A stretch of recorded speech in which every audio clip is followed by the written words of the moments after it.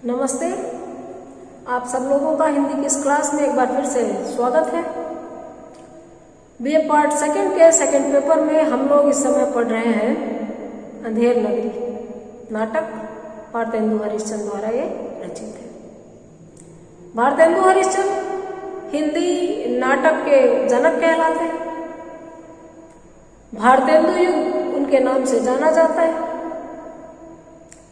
आधुनिक काल का प्रवेश द्वार है यह भारतेंदु युग, क्योंकि आदिकाल, भक्ति काल, रीति काल, उसके बाद आधुनिक काल।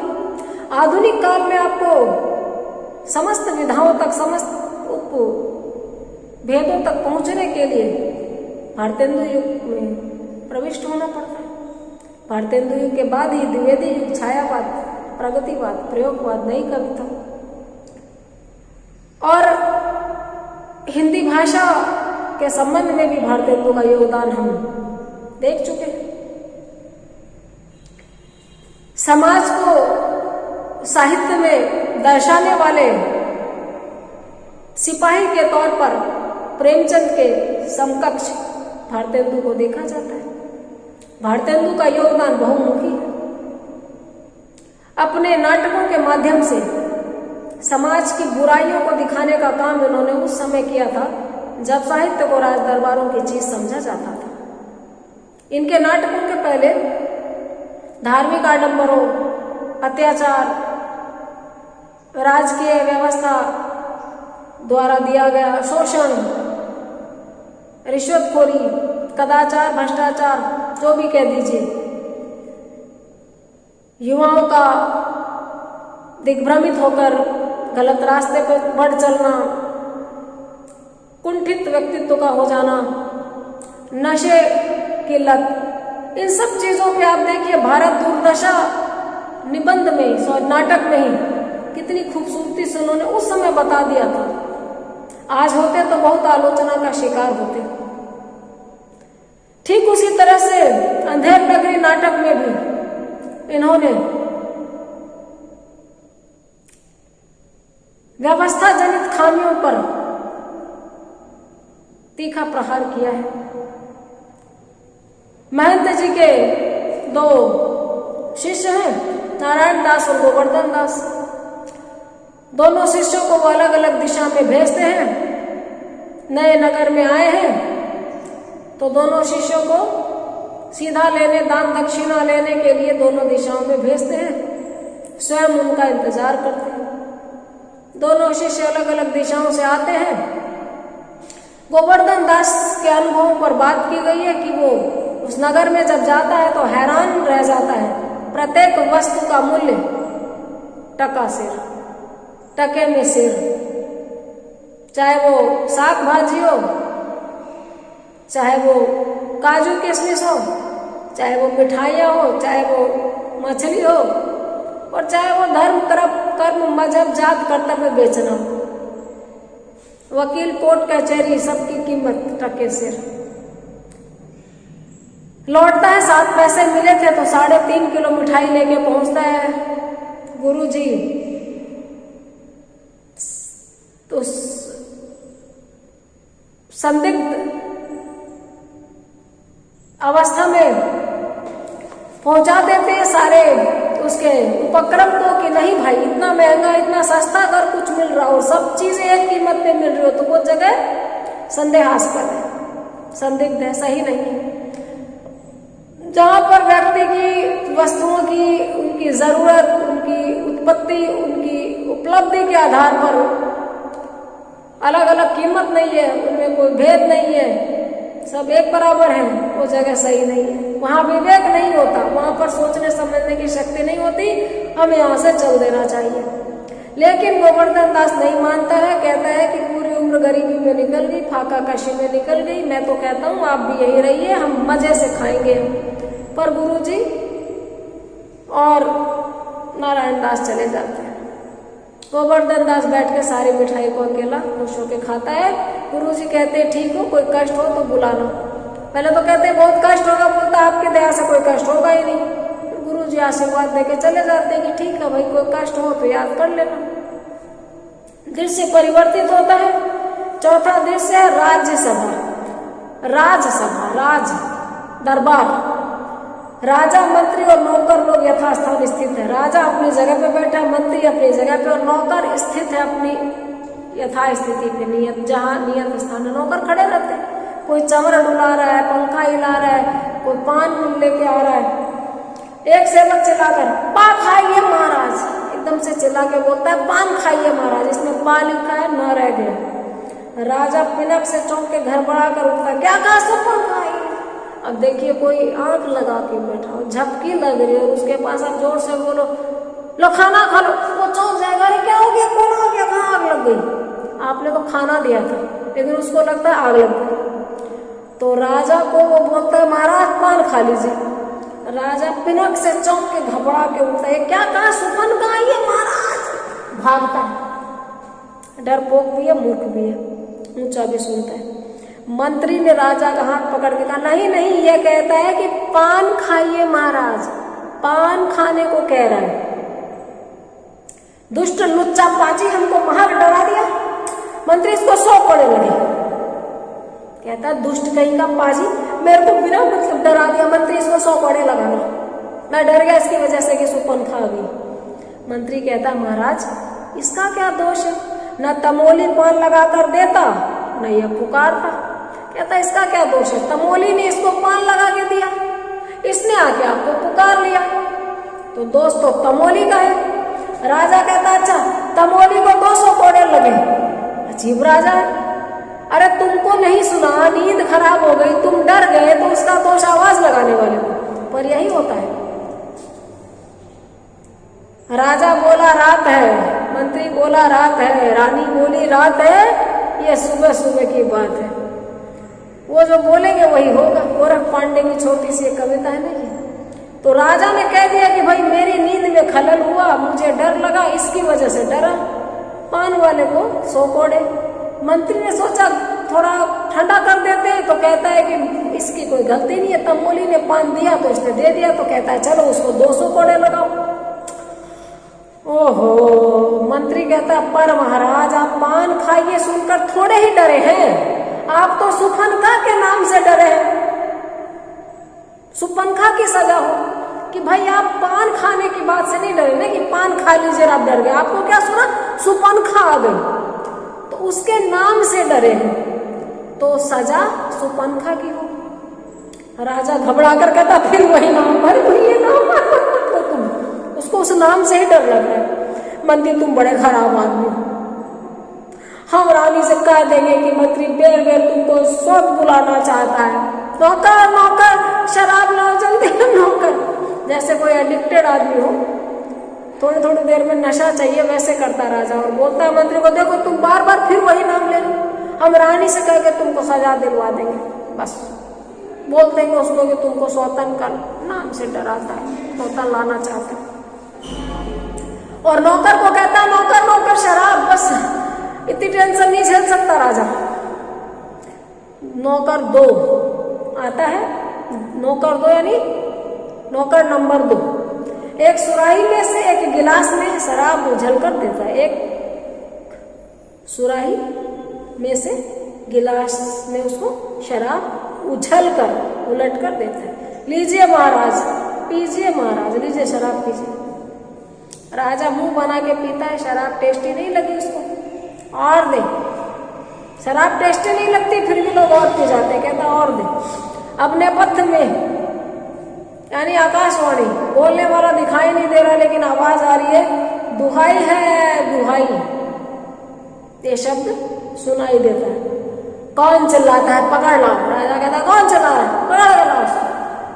2 नौकर एक फरियादी को पकड़ के लाते हैं, जो फरियाद लगाने आया है उसी को ये लोग पकड़ के लेके आते हैं। यही होता है।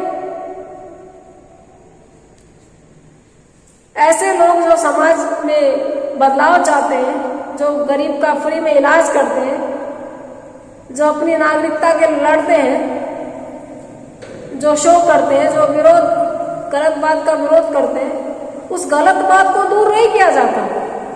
गलत बात बताने वाले को हवालात में दे दिया जाता है। समरथ को नहीं दोस्त को सही, फरियादी को पकड़ के लाया गया।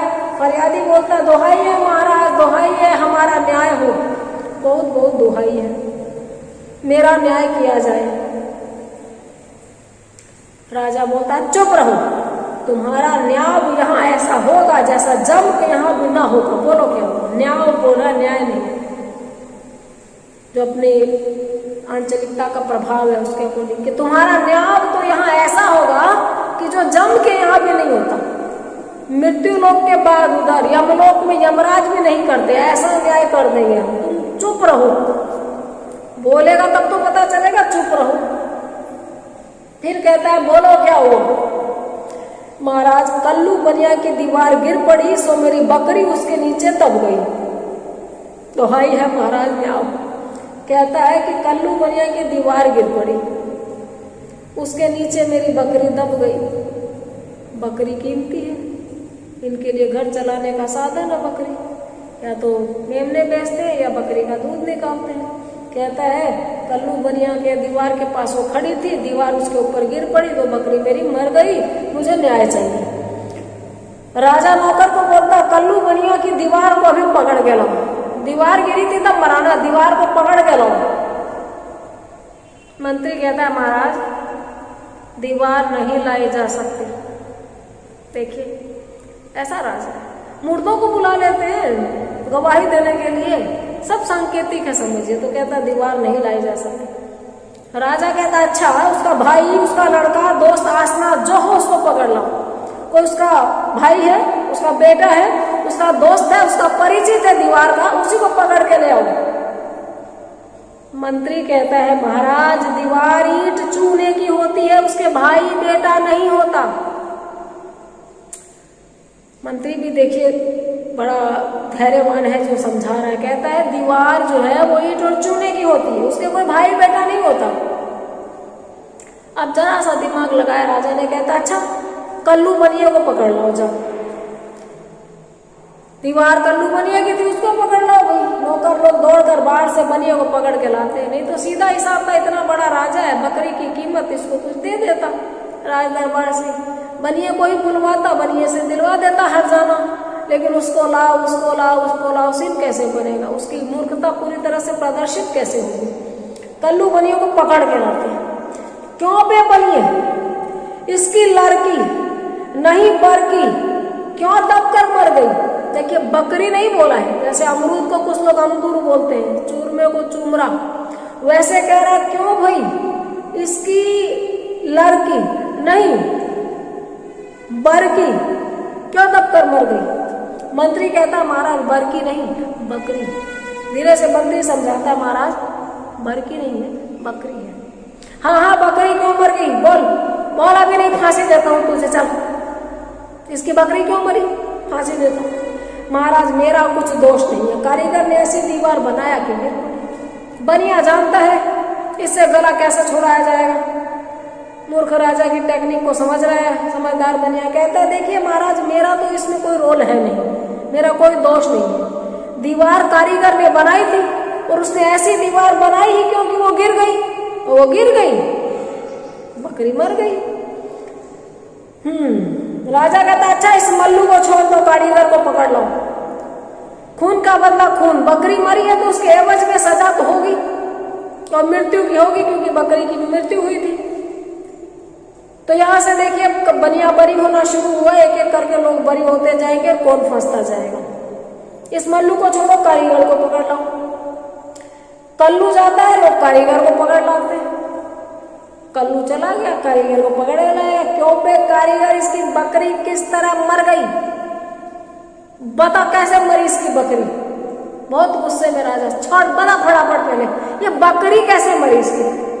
कारीगर कहता है महाराज मेरा कुछ कसूर नहीं, चूने वाले ने ऐसा बोदा बनाया कि दीवार गिर पड़ी। देखिए महाराज मैं कारीगर हूँ, दीवार चिनता हूँ, उसका मसाला मैं नहीं तैयार करता।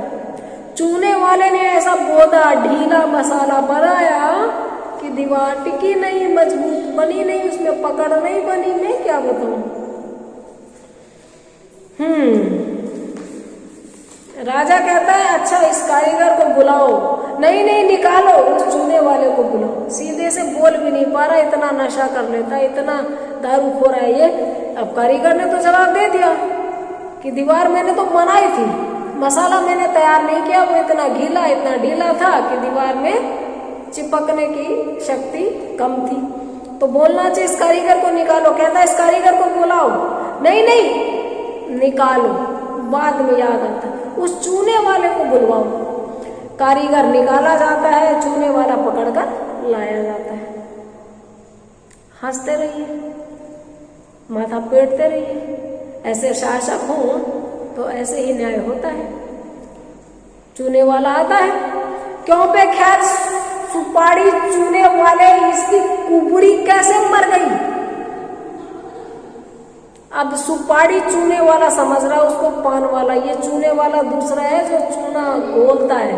पहले चूने की दीवारें होती थी। कहता है इसकी कुबड़ी कैसे मर गई। बकरी नहीं बोल पा रहा। देखिए चूने वाला कहता महाराज मेरा तो कुछ दोष नहीं है, भिस्ती न चूने में पानी ढेर दे दिया, इसी से चूना कमजोर हो गया होगा। भिस्ती नहीं, जो पानी लाता है मशक में भर के, चमड़े के बैग में भर के, उसको भिस्ती कहते हैं। भिस्ती ने पानी ढोया और गारे में ज्यादा पानी मिला दिया होगा और उससे चूना कमजोर हो गया होगा। मेरा क्या है, मैं पानी तुम्हें नहीं डालता हूं ना, मैं तो मसाला बनाता हूं। उधर वो कारीगर दीवार बनाता है। अब पानी किसने क्या डाला मुझे क्या पता। राजा कहता अच्छा चुन्नीलाल को निकालो, भिस्ती को पकड़ो। अब चूने वाले का नाम क्या हो गया, चुन्नीलाल। उसको चूने वाला भी नहीं कह रहा, कहता चुन्नीलाल को निकालो, भिस्ती को पकड़ो। चूने वाला निकाला जाता है, भिस्ती वाला लाया जाता है। भिस्ती ही है, भिस्ती वाला क्या। क्यों पे भिस्ती, गंगा जमुना की किश्ती। इतना पानी क्यों दिया कि इसकी बकरी गिर पड़ी, दीवार दब गई। हाँ हाँ हाँ, क्या जोक है। बकरी दब गई, दीवार गिर पड़ी। वाह, बकरी गिर पड़ी, दीवार दब गई, उसको कुछ नहीं है। जो मन में आ रहा बोल देता है। एक लाइन इधर की सुनी हुई हल्की सी याद रहती है, एक लाइन उधर की सुनी हुई हल्की सी याद रहती है। कहता है भिस्ती गंगा यमुना की किश्ती, इतना पानी तुमने क्यों दिया कि बकरी गिर पड़ी, दीवार दब गई। बोलना यही था कि इतना पानी चूने में क्यों मिलाया कि दीवार गिर गई, बकरी मर गई। भिस्ती कहता महाराज गुलाम का कोई कसूर नहीं, कसाई ने मशक इतनी बड़ी बना दिया कि उसमें पानी ज्यादा आ गया। गुलाम का कोई कसूर नहीं, मेरी कोई गलती नहीं, मेरा कोई कसूर नहीं। मैं जिस मशक में पानी लाता हूँ, चमड़े के बड़े थैले में पानी लाता हूँ, वो कसाई ने इतनी बड़ी साइज का बना दिया, उसमें पानी अनुपात से ज्यादा आता है। पहले वाला नाप मेरा अलग था, अब वाला नाप मेरा अलग है। अच्छा कसाई को लाओ, भिस्ती निकालो। राजा के मुंह से बस आवाज निकलती, कहता है ठीक है ये बात है, कसाई को ले आओ, भिस्ती को निकालो। लोग भिस्ती को निकालते और कसाई को लाते। कसाई लिखा इसमें आधा से फिर पूरा से कसाई आता है। क्यों भाई कसाई, मशक ऐसी क्यों बनाई कि दीवार लगाई, बकरी दबाई। बोलता तो अपने जान में वो बड़ी समझदारी से, तो बंदी और कर रहा है, लेकिन उसको नहीं पता कि वो मजाक बन रहा है। पर देखिए मजाक ऐसा बन रहा है। राजा की पोशाक एक कहानी थी ना बचपन में, कि राजा नंगा होता है, सबको दिख रहा है, लेकिन कहा जाता है कि जो बुद्धिमान होगा उसी को उसके कपड़े दिखेंगे, बाकी किसी को दिखेंगे नहीं। तो कोई नहीं बोलता कि मुझे राजा पे पोशाक नहीं दिखाई दे रही। यहाँ पे भी सब बुद्धिमान है, अपनी जान बचाने के फिराक में रहते हैं, कोई नहीं कहता कुछ। राजा कह रहा है हाँ भाई ऐसी मशक क्यों बनाई कि दीवार लगाई, बकरी दबाई। कसाई कहता है अब सुनिए क्या कहता है। महाराज गडेरिया ने टके पर ऐसी बड़ी भेड़ मेरे हाथ बेची कि उसकी मशक बड़ी बनी। टके पर भेड़ बेचते, छोटी हो या बड़ी। मैं गडेरिया से भेड़ लेने गया, उसने मुझे भेड़ बड़ी बेच दी। बड़ी भेड़ का चमड़ा ज्यादा निकला, ज्यादा चमड़े से मशक बड़े साइज की बनी, बड़े साइज की बनी तब उसमें ज्यादा पानी आया। मेरा तो उसमें कसूर नहीं है, उसने भेड़ बड़ी क्यों दी। राजा कहता है अच्छा भाई कसाई को लाओ। कसाई निकाला जाता है, गडेरिया आता है। ये बात थी। क्यों पे ऊख पोंडे के गंडेड़िया ऐसी बड़ी भेड़ क्यों बेची कि बकरी मर गई। गडेड़िया जो भेड़ पालता है उसको बुलाया गया, कसाई को निकाला गया। बोल तो गलत देता है, कसाई को लाओ भिस्ती को लाओ, कसाई को भी ले जाओ भिस्ती को भी ले जाओ, गडेड़िए को लाओ। गडेड़िया आता है और लिखा गलत है, इसमें गडड़िया होता है। क्यों पे ऊख पोंडे के गरड़ी ऐसी बड़ी भेड़ क्यों बेची कि बकरी मर गई। तुमने इतनी बड़ी भेड़ बेची क्योंकि बकरी मर गई।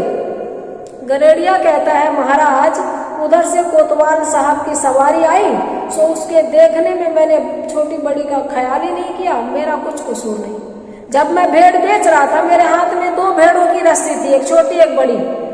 जब भेड़ लेके बेचने के लिए खड़ा था उधर से कोतवाल साहब की सवारी निकली और वो इतनी धूमधाम से निकली कि मेरे हाथ से गलत भेड़ की रस्सी इसको दी गई। मेरा तो इसमें कोई कसूर नहीं। आगे क्या होगा ये हम अगले वीडियो में देखेंगे। आप बने रहिए, देखते रहिए। Have a nice day.